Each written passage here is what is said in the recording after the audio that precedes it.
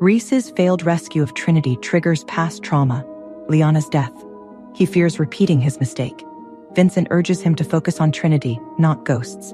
The group prepares to infiltrate the Warlock stronghold again.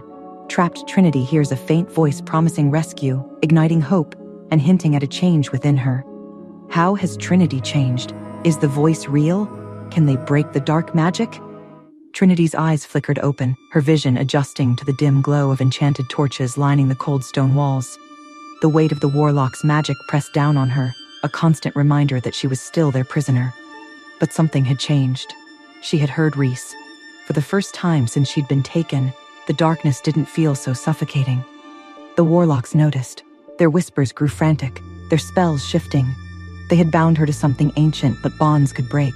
And Trinity could feel it now, just a sliver, a crack in the chains wrapped around her soul. A tall figure stepped into her chamber, the silver-masked woman who had spoken to her since the beginning. "You seem stronger today," she mused, studying Trinity with sharp eyes. "That won't do." Trinity clenched her fists. "You can't keep me here forever." The woman tilted her head. "Oh, but we don't need forever, just long enough." Trinity's blood ran cold. Long enough for what? The Warlock smiled, a cruel thing. "For your mate to break himself trying to save you." Reece ran a hand through his hair, frustration clawing at his nerves. They had been tracking every possible lead, but Warlock magic was slippery, leaving false trails, dead ends, and illusions in its wake. Noah kicked a rock, his patience running thin. "We're going in circles." "We're missing something," Vincent muttered, scanning the map Elias had drawn in the dirt. "They wouldn't just hide her. They want us to find the wrong path." Juniper, silent until now, suddenly spoke. "Then maybe the right path isn't where we think it is." Reece turned to her. "What do you mean?" She pointed at the markings on the map. "Every time we think we're getting close, the trail vanishes. But what if the answer isn't moving forward?" Noah frowned. "Are you saying we have to go back?" Juniper nodded. "We need to retrace our steps. There's something we missed." Reece hesitated. Every second wasted was another second Trinity was in their hands. But Juniper had a point. "Then let's go," he said, "before it's too late." They returned to the last place they had fought the Warlocks, the Hollow Vale's outer edges, where the labyrinth had first twisted around them. The ground was still scarred from the battle, magic residue lingering in the air. Elias knelt, pressing his palm to the earth. His expression darkened. "There's something here."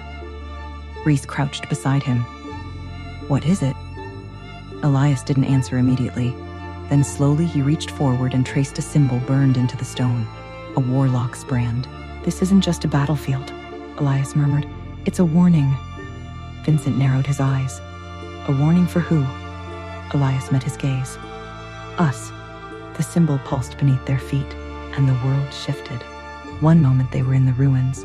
The next, the ground beneath them crumbled, and the sky folded in on itself. The world twisted like a living thing, dragging them down into a chasm of shadows and fire. Reece hit the ground hard, rolling onto his feet instantly. The others landed nearby, groaning as they steadied themselves. Juniper exhaled sharply. "Where the hell are we?" Elias's expression was grim. "A trap." They stood in a vast, endless expanse of blackened stone, towering walls shifting and reforming around them. A labyrinth, but different from before. This one wasn't meant to confuse them. It was meant to break them. A voice echoed through the corridors. "You took too long." Reece's blood ran cold. "Trinity?" But it wasn't her voice. Not really. It was distorted, twisted by magic laced with something ancient and wrong. A figure appeared at the far end of the passageway, wrapped in shadows, eyes glowing silver. Not Trinity, but something that wore her face. Reece stepped forward, his breath unsteady. "Trinity?" The figure tilted her head. "That name sounds familiar." Juniper gripped her daggers. "That's not her." Reece knew that. He could feel it in his bones and the hollow ache in his chest. But gods, she looked like her. The same eyes, the same curve of her lips. But the warmth, the fire, it was gone. "Where is she?" he demanded, his voice raw. The imposter smiled. "She's right here." A flicker of hesitation crossed her face, barely there. But Reece saw it. Something inside her was fighting. "We need to move," Vincent muttered. "Now." Reece hesitated for a heartbeat too long, and then the maze attacked. The walls surged forward, stone reshaping itself, sealing off exits. The imposter lunged, moving faster than any of them expected. Reece dodged just in time, his heart pounding. This wasn't Trinity, but whatever she was, she knew him, and she wasn't letting him leave without a fight. Reece fought the imposter, a twisted reflection of Trinity, in a labyrinth designed to break them.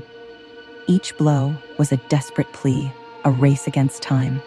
The imposter's eyes flickered, a hint of Trinity's struggle, but the labyrinth's walls closed in, the darkness deepening. "You can't save her," the imposter hissed. "She's already mine." The world dissolved. Can Reece save Trinity? Will they escape? What is the imposter? Hey, I am Trinity. Want to know what happens next? Then click the link in the description below and download the Pocket FM app and listen to the exciting episodes of Chosen by Fate, Rejected by the Alpha,